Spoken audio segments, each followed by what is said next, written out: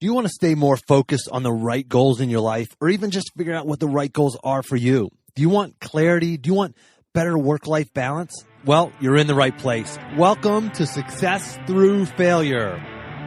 Welcome to the Success Through Failure podcast, the show that reveals failure as your path to success. You'll listen to intriguing interviews with some of the most successful people on the planet and learn how their failures became a launchpad for success and how yours can too. Here's your host, former Division I All-American wrestler, former Division I head coach, speaker, and personal coach, Jim Harshaw. Welcome to another episode of Success Through Failure. Today, I bring you Jon Vroman.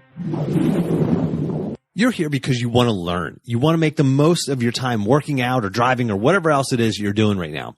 And I'm like you. I learn a ton from listening to great shows, but I don't always remember everything that I learned. Sometimes I don't even get a chance to listen all the way through the episode, so it's almost like I'm wasting my time because I'm not putting this stuff into action. As a listener, you don't have to worry about that because I create an action plan for you for every single episode, including this one.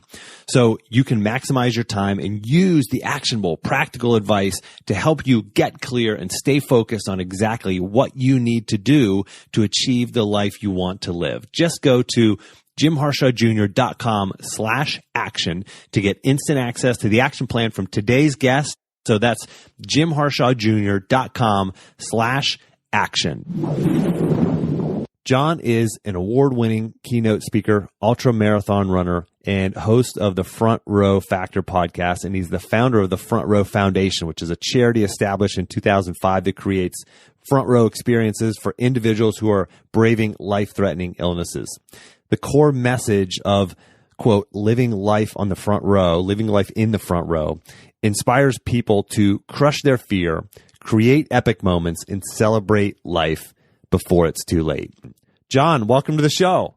Hey, buddy. Good morning. It's so nice to be here. Yeah, no, good to have you on. So let's just dive right in, Jon. Do it. Tell us about your background. Where'd you grow up? Tell us a little bit about your family. You know, we talked, mentioned in the bio about the ultramarathoning. How'd you get into that? Kind of take us from the beginning. Yeah. I'll do a rapid rundown of the life. Born and raised in a military family, great mom and dad, older sister, moved around quite a bit, which I think has been pivotal in shaping my ability to adapt and my passion for meeting new people. I sort of became addicted to that switching up an environment and growth there. And then, for the most part, I had a really nice childhood, and things sort of fell apart in high school. I wasn't growing much. I literally in 10th grade, I was 4'10", weighed 85 pounds, and went to go see a doctor because my parents got concerned enough about it. And an endocrinologist ended up doing a bone scan, said I had the bone age of a 9-year-old at 15. Wow. And then they gave me a round of HGH shots. I grew like 7 inches that year. And instead of taking that newfound height, that maybe put me on the map a little more. The signatures went from, in the yearbook, like, hey, you're the nicest guy ever. I can't wait to marry somebody like you down the road, to all of a sudden getting some attention now. Like, I always just wanted girls to want to date me or notice me or whatever. And so I just kind of fell off the wagon during that last couple years of high school. I was always seeking attention and significance, and I just found it in some negative ways. And luckily, it got all back on track in my early 20s when I found a great environment of people that really helped shape my thinking. And from that point, my life has been an incredible adventure and journey, of course, filled with ups and downs. But I spent some years in direct sales, and then I, 8 years ago, became a professional speaker and coach. The charity was a major turning point for me. Of course, in 2005, you mentioned we started this organization that helps people who are braving a critical health challenge. And that experience, being able to serve in that way, has changed everything. And that's what led to speaking and coaching and, the podcast and all of that stuff that's happening in my world. So that, I just gave you the rapid fire rundown, but we can dig into any of that you want to go to and go further down the road with. Well, let's dig into the HGH and the performance enhancing drugs you took there when you were a kid. I mean, do you credit your successful podcast and speaking career to going back to the HGH? Because I don't know if do you get criticism for that, or I don't know how that works. It's very interesting because at the time that was a source of massive pain in my life. The fact that I was so small, I was being bullied heavily in school, and it was a real source of pain for me. Now, I actually knew people that were on the shorter side and totally embraced it. One of my friends in school was a wrestler, and he was shorter, and he was still really popular with the girls because it was his attitude. It wasn't his physical size. And I just had a small mindset with my small body. I wish it would have been different, but it wasn't. It's the way I approached it at the time. And luckily it didn't stay that way, because even the height didn't solve the problem. Now, I don't know I don't know how people listening feel about HGH. I think it's very... I was just kidding, by the way. Yeah, by the way, that community. But no, I actually say that quite seriously because some people take issue with that. There's actually just a debate in a dad's group that I'm a part of recently about whether or not this guy was going to give HGH to his son because he wasn't growing. And some people would actually argue that you shouldn't do it. It's like nature, let nature be nature, if you will. And so some people have some really strong feelings about not doing it and just teaching somebody to accept who you are, and that it's not about how tall you are, and it's about what you do with what you've got. But to me, I'm grateful for that. I'm really grateful when my wife looks at me and she says, "I love how tall you are," and I'm like, "Thank you, HGH." Yeah, sweet. So I'm not sure that I ever would have grown. The interesting thing you said is you had a small mindset. And I think we all kind of go out into the world and especially those of us who become parents, we don't want our kids to have a small mindset, but I think a lot of us have either a small mindset or a smaller mindset than we should have, because I talk a lot about failure in my podcast, and I did the TED Talk on failure. And we have these, it's not always a grand, big failure that people experience, but it's these small ones. Maybe we're trying to lose 30 pounds and we exercise for 2 weeks and we lose 1 pound, or we don't lose any weight, or we put on a pound. And it's like these small failures create self-doubt. We apply for a promotion and we get kicked back down, and with these relationship failures or any failure, these small ones in our lives. And we have this smaller mindset because of them. I think we don't realize that those are just part of the path to success. What would you tell yourself if you could, and what did you learn from that experience? Kind of looking back about the mindset for, put aside the physical size, but the small mindset. Yeah. I always, throughout my life, I've learned a lot about dealing with failure. That particular moment, I think taught me that it isn't about it's not what's on the outside. It is about what's on the inside. So the greatest metaphor of all. Well, it actually showed up watching Rudy. My lesson was actually my dad gave me the money to watch Rudy, to rent the movie. Dating myself, I rented it from Blockbuster. And I'll never forget watching somebody with a small body, but a powerful mindset to create what he wanted in his world. And that was a big shift for me, actually.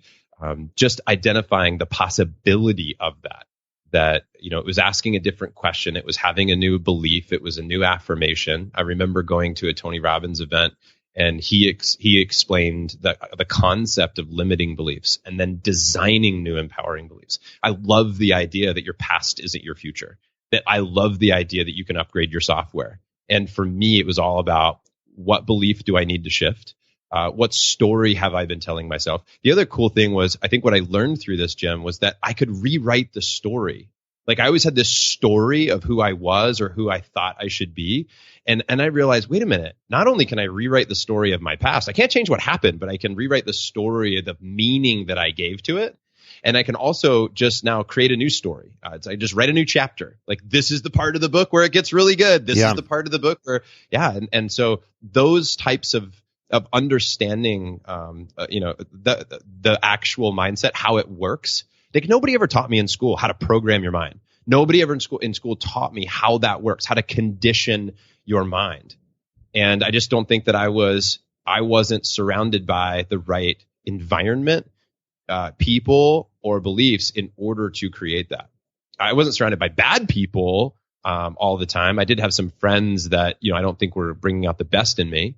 But my parents are wonderful people. I just don't know that they had the tools necessary in that moment to deal with the type of kid that I was. But when I found experiential learning, when I found, learning that inspired me, that was the big thing. What type of learning I love. It's interesting that you mentioned that you weren't taught that line of thinking, or that type of thinking in school, right? We never learned that. And I was blessed to have been surrounded by big thinking people, Olympians and athletes through wrestling. And I think that's one of the values. There are many values of sports. And I think that's one of the things that I'm most thankful for is, I got a great education at a great school, the number one public university in the country when I was there, University of Virginia. But even beyond that, my education as an athlete was just incredible. Being surrounded, talk about the environment. I call it the environment of excellence, being surrounded by these people who feed great things into your mind and help you. They teach you to think bigger, and there's a great quote that I heard a while back. It says, if your mind is a supercomputer, your self-talk is the program running it. And you talked about changing that story. I think most people don't even realize that they have a story that they're telling themselves. That's right. And I want you to talk about that a little bit. But first I want to tell real quickly, I always told myself a story. I was a successful athlete by most measures, but I'd always told myself that I wasn't a good runner. I hated running. I remember when I started running, everybody could talk about running like 3 miles. I was like this distance, and I really struggled running 3 miles when I was in like middle school. I just guess I'm not a runner. So I tried cross country my senior year in high school. I was terrible at it. A bunch of my wrestling teammates were on the cross country team, and I'm like, well, I can beat them on the wrestling mat. I should be able to beat them in running. They would destroy me. They'd be finishing like half the time that I did sometimes, And so I just told myself this story that I'm not a runner. And I'm 40 years old now, so I was 39 last year, and I decided to say, you know what, I'm going to stop telling myself this story. And I literally, that day, I made a decision that day. I started telling myself the story. Instead of I'm not a runner, I said, I'm getting better at running. And I literally started telling myself that out loud. Yep. I'm getting better at running.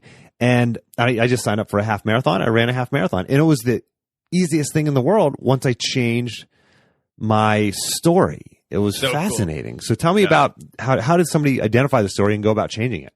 Well, that's brilliant, and I will tell you my running story. That since we're your running story is a little bigger distance. You can like add a 0 to. But the concept is the same, sure. Which is go back to my childhood, which is I was doing gymnastics, I did soccer, and I did karate, and I had big medical problems. I should say not big medical problems. Let me rephrase that. I had knee problems and ankle problems. It was joint related stuff, and partially from my lack of development.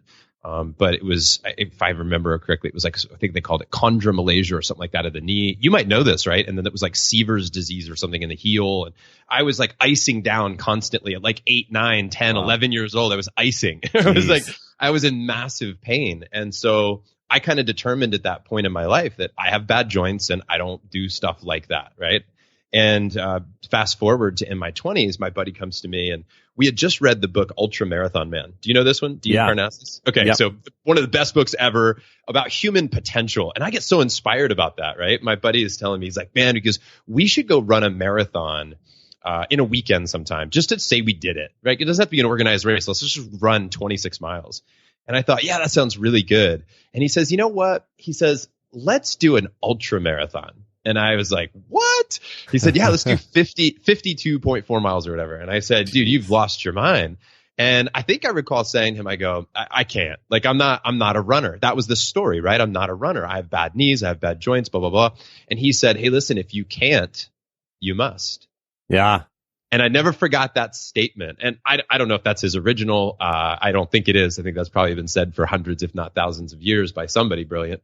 But he said, if you can't, you must. I'm sure Confucius said it or something. He gets credit for most of it. But the idea that I didn't even understand that in the moment. I'm like, I don't even know what that means, man. But then when I thought about it, I was like, oh, I get it. If you say you can't do something, maybe that's the thing you need to go towards the fastest. Yeah. Maybe that's the thing you need to like address your fear and go after that.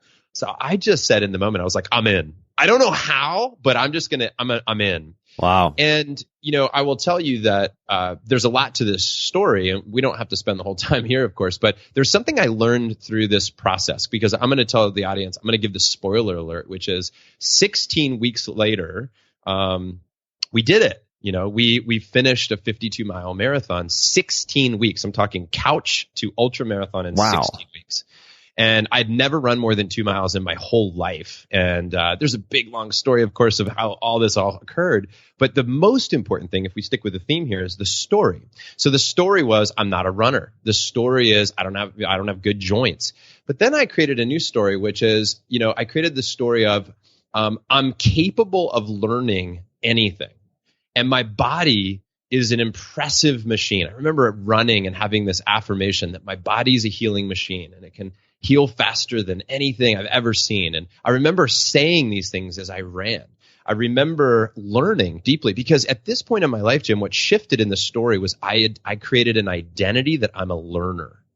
See, I said, if there's something I don't know, I'm a learner. I'm aggressively seeking out the best in the world, and I'm always looking for what else can be done. I always think there's always a solution. I've just yet to find it. And we just went searching for solutions. So I went to a physical therapist and he taught me how to build stabilizer muscles. I went and I bought a DVD called Chi Running, and it talked about how to position my body and to lean forward and let gravity kind of pull me along. And I remember learning, from Tony always talks about this guy, Pete Egoscue, which is about body alignment. And I learned about that. And so I started doing these particular stretches and body alignment exercises. I found chiropractors. I found icing. I started doing ice baths. So when I started doing all these interesting things, right, when I started researching and learning and reading, and then I was reading Dean Karnazes about how, the potential that he revealed that I might have inside me, I started to develop a new story. I started to see my potential differently. And I started to see the process as something that could be really exciting. I started to identify as a detective. I'm like, I'm going to seek out the best way to do this and find joy. And as you talk about the failure. So when I would hit a failure, and here's a great epic failure. Ready? This is great. Yeah. And so the first day, so Dean writes in this book, for anybody listening that doesn't know this, Dean writes in this book that, he's living this life where he's driving a fancy car and he has a great job and he's at a bar one night, but he's just not fulfilled and satisfied. So he leaves the bar. I think it's his 30th birthday. And he leaves the bar and he goes home and he gets these gardening shoes out of his garage and he just starts running.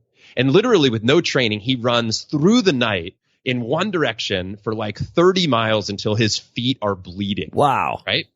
And I remember reading that and I'm going, whoa, zero training, 30. But I remember feeling this, and this is where I developed this idea, this quote, which is when your why you want something has real heart, your how you could do it gets legs. So I realized that I didn't need to know how to do it. Yeah. I just needed a big enough reason why. I needed a big enough purpose. Like I needed a big enough calling to move me forward, right? So when your why has heart, your how gets legs. And so I remember going, yes, this is me. I've got this. I told my girlfriend, I said, I'm going to go out and I'm going to run in one direction and I'm not going to stop until my feet are bleeding. And I had this Dean, story in my head. And I went out and I started running and I had the theme of Rocky in my mind. And I was just running until my legs were cramping and I couldn't run any further. And I swore, that I was like, I'm going to run like 10, 15, 20 miles. I don't know what it is. And I was like, I'm going to see what I'm made of. Well, it turns out, Jim, I was made of about 3.7 miles. That's what I was made of. And I remember being so sad because, I was like, I started comparing myself to Dean. And I think that's a story we get too, right? Just comparing ourselves to others. Sure. And I couldn't walk for 3 days. I was like, how on earth am I going to do 52 miles when I just did 3.5 and I can't walk? But I kept with the questions of how can I? What else is possible? What can I learn about rapid healing of the body? What can I learn about conditioning? What would be the right thing for me to pull this off? And I remember sitting in a physical therapist's office and they were looking at me going, you can't do this. Trust me. I run marathons. You can't do this. And I remember Tony Robbins' words in my mind. I'm repeating what he said one time. He said, well, I appreciate your advice. I can't accept your verdict. And I remember walking out of that office that day and just feeling so much pride in the fact that I was going to pull this off. And one more piece of the story, Jim, and I promise I'll stop. Please, this is great. That one more piece of the story, and this is very important for the audience, for the listeners, is that, see, when we started this run, we just wanted to do it for us. But one day on a training run on 8 miles, we said, hey, we're getting so much attention from our friends for doing this. Maybe we should raise money for a charity. And that conversation, Jim, turned into, rather than what charity could we donate to, we just said, hey, what what would be the perfect charity? Like, rather than looking at all these charities that existed, like, what in our minds is the perfect charity? And that conversation led to, well, what if we started a charity? What would that look like? Because we both, my buddy Jamie and I who were doing this, we both really wanted to give back in big ways. And that gave birth to Front Row Foundation. So that was the moment on that run where we're like, what's our greatest fear? What's our greatest love? And our greatest fear was having our lives end early. Our greatest love was experiences with friends. And we thought, well, if that's our greatest fear and our greatest love, and that can give you unending purpose and passion, right? That's where fuel comes from. Then let's help people who are fighting for their life to have the best day of their life. And that's where Front Row Foundation was born. So we sent out letters to all of our family and friends saying, we're starting this charity and we're raising money. So now we're really on the hook, right? We have some real accountability. And we did it. But it was that purpose. It was, I kept repeating to myself, I'm like, any amount of pain that I feel during this training does not compare at all to the pain of the people that we are serving through this charity. Like this, this muscle ache. I'm grateful for this muscle ache, right? Because when you start comparing your situation to that of others. So also our story shifts when we gain perspective, right? Our story shifts when we gain perspective. So anyway, let me cut myself there because I get excited as you know. That's great. Happens. Jim, when you bring a speaker on your show, buddy, it's right. Like, oh my gosh. I don't even have to ask questions. You just roll. Yeah. That's good. That's good. You got your story. So I want to talk about the Front Row Foundation, but first I want to do this. I want to challenge the listener this. We talked about, if you can't, you must, right? We talked about the story that we're telling ourselves. And you and I both have had these stories that we've told ourselves and we've overcome them. And there are many, many, many, many more that we haven't talked about that we had to break and that the listener has to break to get to where they want to get to. And, the success is on the other side of fear, right? You've got to push through some kind of fear, some story that you're telling yourself. And I challenge the listener this. Identify one story right now. Just hit the pause button on this podcast. Hit pause and identify after I'm done talking. Not yet. But identify one story that you're telling yourself. Maybe it's about how much money you can make. Maybe it's about the fitness level that you want to achieve. Maybe it's about your relationship with your spouse or your kids or your parents or your family. Identify one story that you're telling yourself and change it. Find the words to change it. Muhammad Ali has a great quote. It's this. He says, it's the repetition of affirmations that leads to belief. And once that belief becomes a deep conviction, things begin to happen. You've got to change that story. So Jon, man, awesome story. Thank you for sharing that. And for the listener, I challenge you to hit the pause button, identify that story, and come up with a mantra, come up with some affirmation that you can start to change. You don't have to go from saying, like myself, I'm a terrible runner to I'm a great runner. You can just change it from I'm a terrible runner to I'm starting to learn how to run. I'm getting better at this. Just a small tweak in that story. Yep. That's it. So, yeah. And Jim, I'll add to that please. Our affirmation, one of the affirmations when we were training was, every day in every way, I'm getting stronger and stronger. And I would repeat that for literally 15, 20 minutes, 30 minutes, an hour. And I would repeat every day in every way, my body's getting stronger and stronger. Man, the more you repeat it, the more it becomes a belief. And once that, like I said, once that belief becomes a deep conviction, things begin to happen. And man, you really have made things happen. And you've made things happen to the point where now you started this Front Row Foundation. Tell us about the Front Row Foundation. So this is a charity that helps kids and adults who are, as you mentioned earlier, braving a life-threatening illness to go see the live event of their dreams from the front row. So it could be sports, music, or any type of live performance, Disney on Ice. And what started as wanting to create like the best day of their life has now it's actually transformed into an organization that helps people live every day in the front row. So we've learned that it's not just about the day, it's that day becomes a metaphor for how we can live every day of our lives. And we get to kind of choose whether or not we want to be a spectator of life in the back, if you will, kind of safely watching things happen, or if we want to step up and get close to the thing that inspires us. And we want to, be a raving fan of life, be a raving fan of those things that inspire us. So we often we talk about 3 strategies that we teach our community about how to live life in the front row. It's about, the mindset that we have. And, we always talk about, you can't always choose your seat in life, but you can always choose to have a front row experience. So the way we view life is so critical, the mindset. And we watch people, and we've been privileged to serve, 100 people, who are fighting for their lives. And you start to notice a pattern. I know you talk about patterns. And one of those patterns is that how these people approach their lives is in many ways very remarkable, that through the greatest adversity, some of them can have the deepest levels of gratitude and excitement for life. And they're battling something very serious. They're feeling, they're going through chemo treatments, perhaps, or radiation. And but yet in many ways, and it's not that they don't ever feel terrible. It's not that they are constantly positive. It's that they find little, oftentimes micro moments of joy. We talk about amplify the good so you can silence what's not.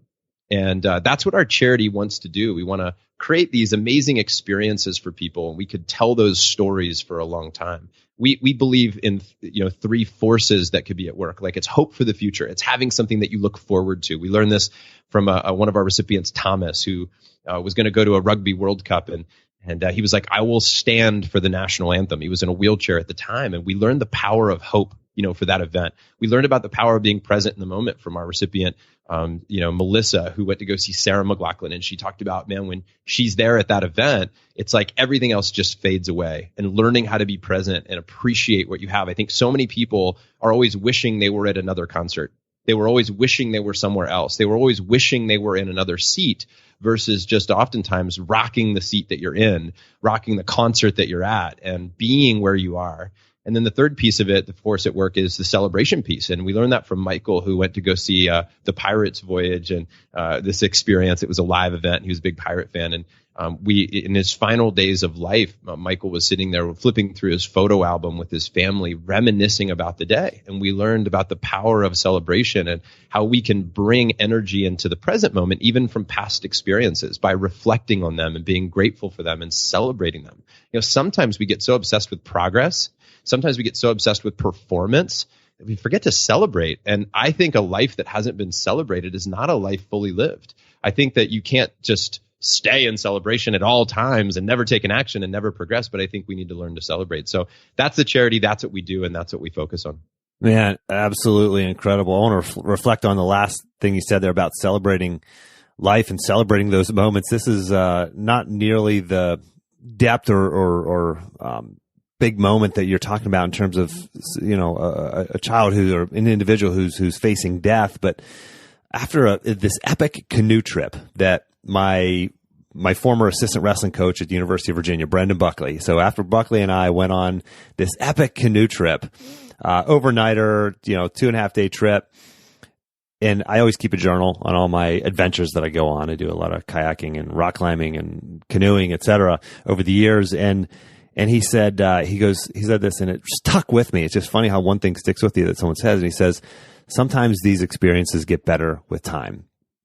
And it's true. It's when you go back and you reflect and you celebrate those moments. When I go back and I think about that canoe trip, when I go back and I read through my journal, or like you said, the patient you talked about was flipping through pictures from the day. When you go back and reminisce and you remember and you celebrate those moments, it makes those moments even better. You get to relive those and those experiences, and it impacts the other thing you said, which is gratitude. You go, oh yeah, I did have that experience. When I document it through my journal, we go, when Buckley and I go on an adventure again someday down the road, I'm going to bring my camping journal and we're going to read about it, and that moment is going to be relived, and it's going to be even better because we remember. We're going to forget all kinds of things that actually did happen, and we're going to read about them. It's going to, make those moments even better. And you talk about that with that individual flipping back through and celebrating the day. And you talk about gratitude. I'm going through something with a family member facing addiction and just some tough times right now. And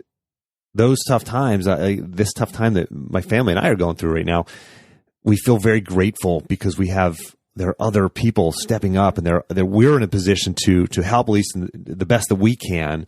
But I do really feel a sense of gratitude when we're going through tough times like this. But you have to be conscious about it. You can't just drift through. You have to actually think about those.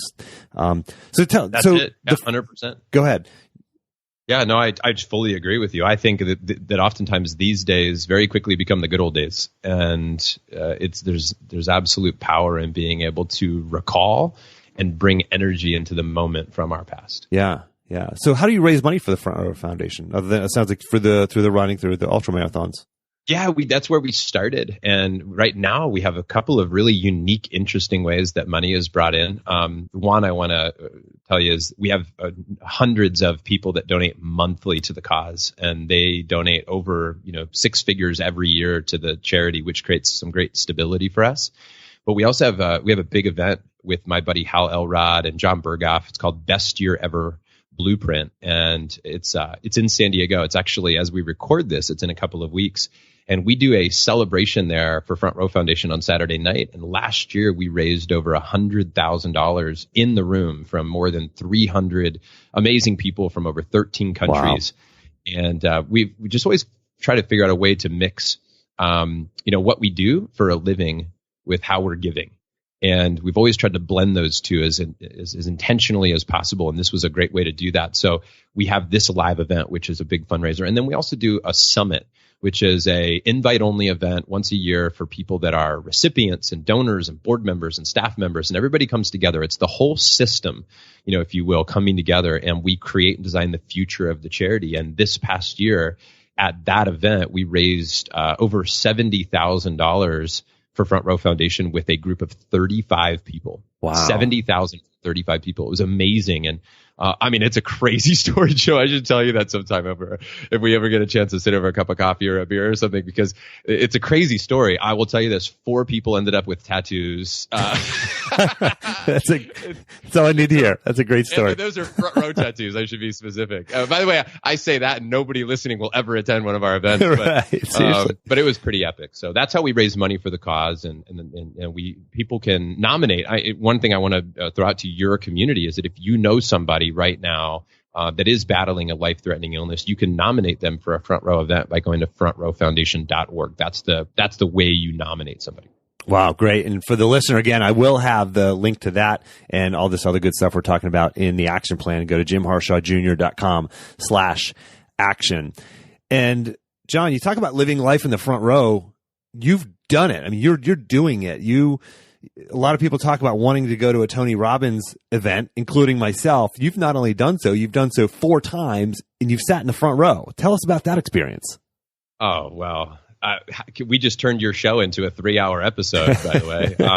No, it's, the experience it's hard to describe. It's the type of thing where I'm actually even hesitant to try to describe it, because my only advice to people is go test it out for yourself, and I guarantee, that your life will be changed in big ways. Because, first of all, Tony specifically is a powerful force. It'd be like if you had the opportunity to go see, and depending on the demographic of this listening right now, but any huge famous band, for example, that's no longer performing, if you said the Beatles or anybody epic like that, that somebody would want to go see or experience, that's Tony. He's a legend currently, a living legend, if you will. And he's the coach of all coaches. He's mastered his craft. He's very good at what he does. And it's an experience that really challenges you. Now, I always say to people, listen, it's very expensive. Well, I guess it's all relative, but I think it was like a 6-day event, it's like $6,000. And people are like, that's insane. And they go, and I'm like, well, I think it's insane to not invest $6,000 into yourself, into your life. Like, I think that's insane. Because, I'll tell you a quick story also, by the way, Jim, that I think is very powerful for everybody listening about your self-worth. And that is, years ago, and I'm talking like in my early 20s, I'm watching TV. It's late night. It's the typical, like what Tony was on an infomercial or something. And it started out as, really, do people buy this? Are people really scammed by this whole Tony thing? Like, who would pay, $200 to get these CDs for somebody to tell me, you could do it? And I thought, oh, what a joke. And then I started listening for a little bit. And then I thought, wait a minute. It's not whether or not the CDs are worth $200 rather. It's not that whether or not the CDs are worth it. It's, am I worth $200 to find out? That was a huge breakthrough for me. And so I bought the CDs, and then that ultimately led me down the road of just one thing after another. You get enough value from somebody in your life, and I would happily pay Tony $6,000 even just to say thank you for changing the way I look at my life. So the experience is remarkable. I know you teach values, core values, in alignment with your goals and values. And this is like a 6-day workshop on who are you, what are you chasing, and how do you get there? Wow, that's powerful. I mean, I think we. And by the way, I'm use not a an dose affiliate. I have no commission here. If anybody click this goes, link. like, Yeah. I'm in no way. I'm just telling you my experience, right? Like that's it. Yeah, that's what we want to hear. So that's incredible. So cool. Well, I'm going to keep that on my bucket list. Maybe shift that up a little higher, even on my bucket list now. Yeah, man, move it up a notch. That. Cool. And Jon, you've been successful at so many different things. You're a professional speaker. You've got an amazing foundation. You're an ultra marathon runner. People look at a guy like you and we just assume, like, I talk, introduce you in the bio in the beginning of the show, I mentioned you're an ultra marathon runner. And it's like, oh, he's just a runner. That's just kind of what he does. He's good at that. And well, no, now you just gave us the story of struggle and failure and setback and reasons why you shouldn't be or shouldn't have been an ultra marathon runner. But you still are. And so it's sort of that, that idea of we always see people on top of the podium, right? We see the professional athletes winning championships. We see, entrepreneurs that are successful and selling their companies for millions of dollars. And, we see musicians on stage and entertainers being successful. We don't see the failure, struggle, adversity that it took to get there, and can you share a story of a time when you failed and maybe it was a moment where after that you experienced some kind of self-doubt or hopelessness where you thought maybe this isn't meant to be for me? Can you share a moment like that and maybe how you got through it? Yeah. Can I give you two? Please. All right, cool. So the first one, what's funny is preparing for this show, Jim, even just thinking about like, wow, I know what Jim's great at. I know his topic. And I pulled out a piece of paper and I started writing down like what were some of my big failures and what did I learn from them. And one that I wrote down that we haven't talked about, I don't know if you know this story, is that a couple years ago I was walking through this local park with my son and they had set up a big rock wall. And my son wanted to climb the wall. Now he was 4 at the time. And I thought there's no way he can do this, way too young. And so I encouraged him to go do another ride that I know he loved, right? I was like, oh, buddy, why don't we go do this? And he was really adamant about climbing the wall. So I was like, all right, let's give it a shot. But in my mind, I'm thinking there's no way he can do this. And the guy harnesses him up and he gets on the wall and he just starts flying up the wall. And I'm blown away. I'm totally blown away. And I think to myself, when he gets to this spot on the wall, I could see it. It inverts out, becomes like the expert part of the wall. I'm like, there's no way he makes it past that, right? This is the affirmation in my mind. And sure enough, he gets to that part of the wall and he gets stuck and he looks down at me and he goes, Papa, I can't. And I looked back up and I was thinking to myself, well, I know, like that's hard. And I just went, it's okay, buddy. You tried. And I thought that was really like an encouraging dad thing to say, right? Yeah. And the guy working the rock wall turns to me and looks at me and he says, hey, I think your boy could do it.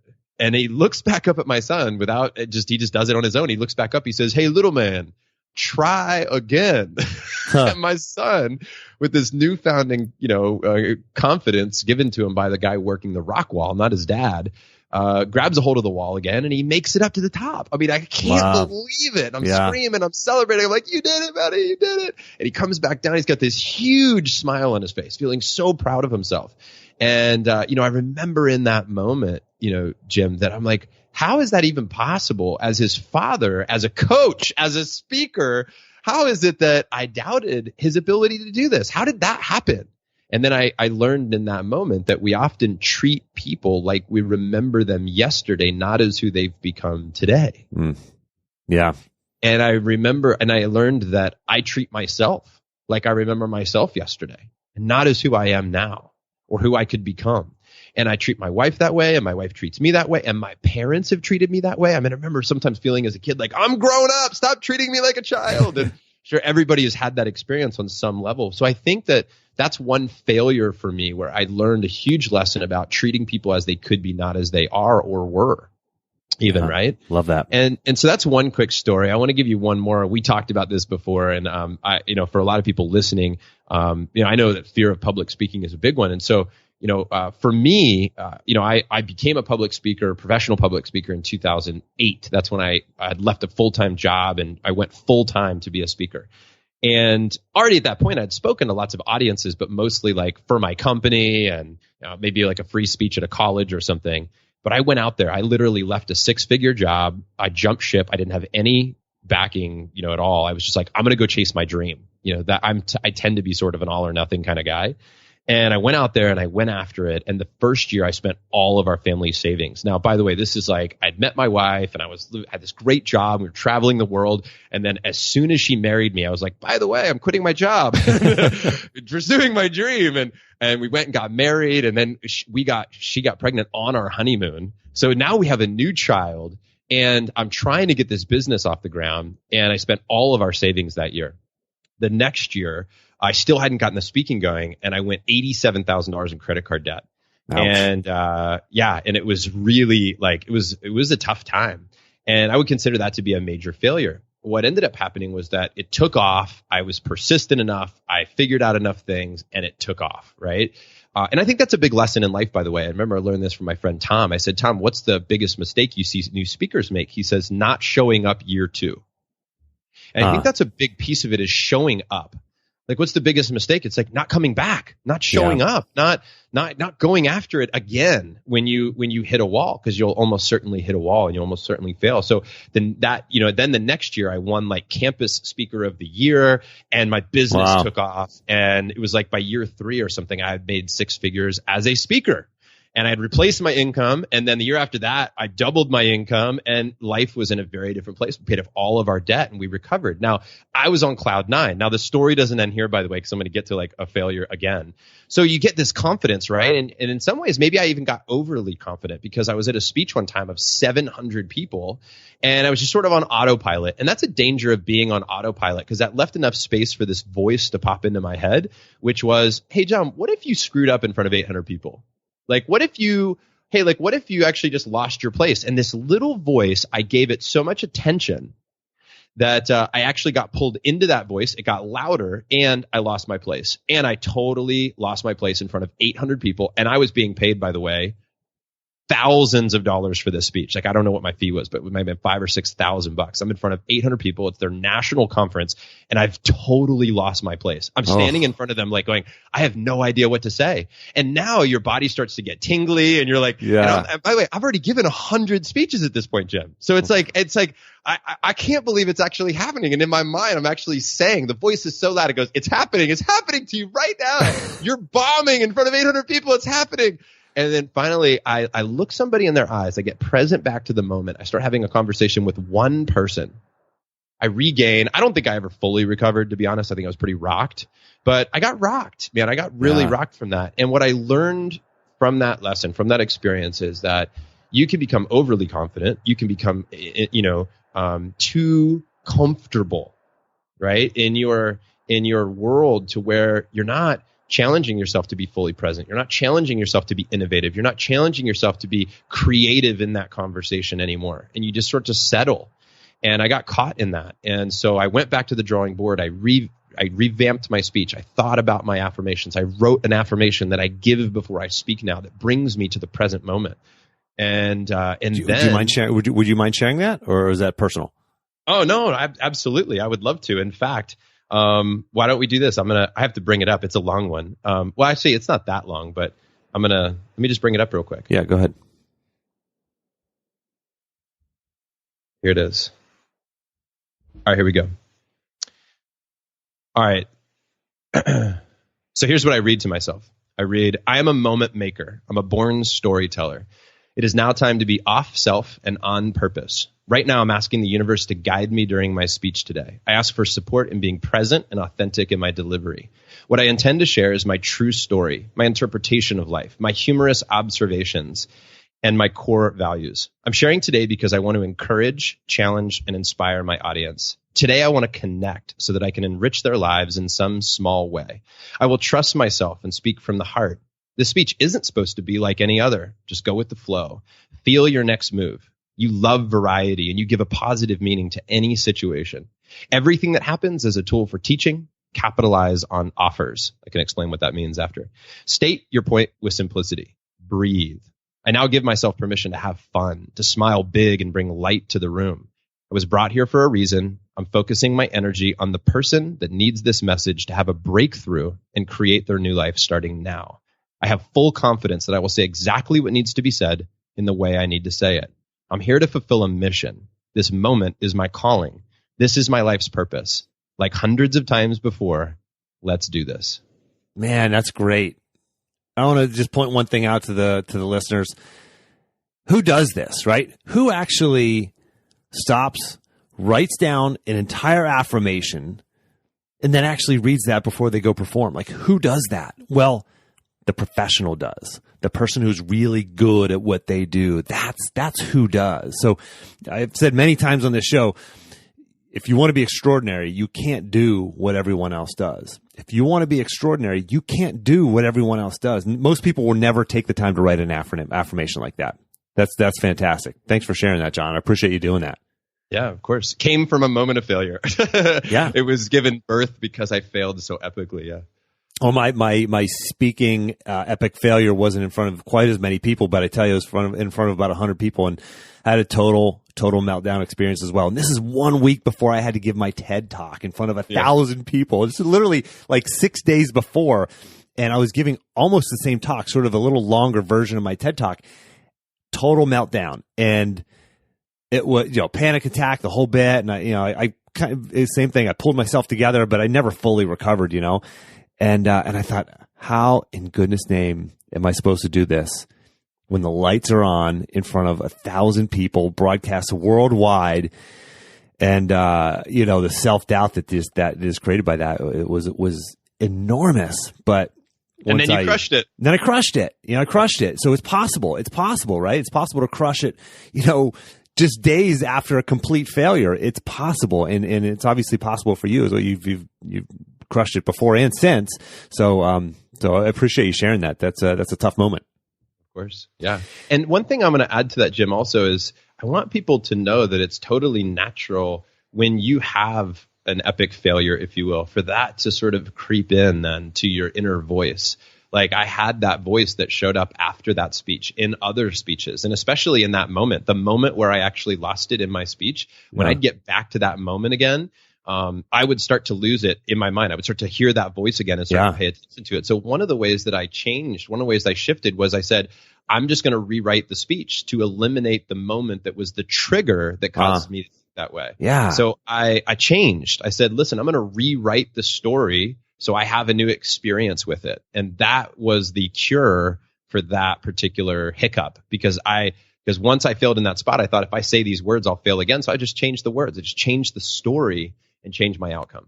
Yeah, that's so cool. That's so cool. I love stories like that because every single human being on the planet has faced and will continue to face them.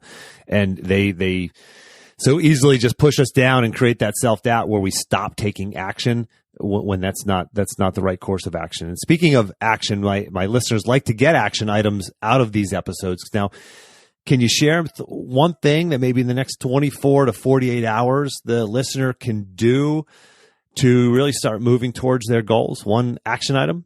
Yeah, I think I'm going to give you what our family does at dinner every night. And I think it's to grab your journal. We have journals on our dinner table.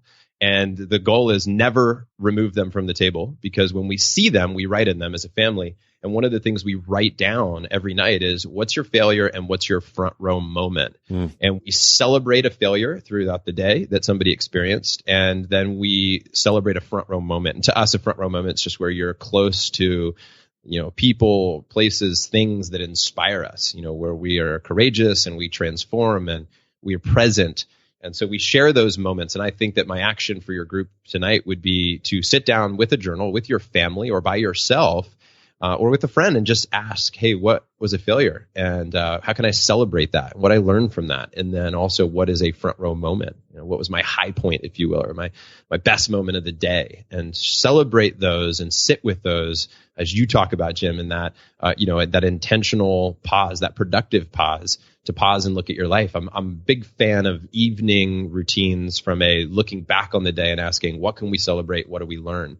One of our chairman of the board always talks about waking up inspired and going to bed satisfied as sort of the essence of the front row. And what we want is for you to celebrate your day. So tonight, start that and maybe challenge yourself even to do it for the next week.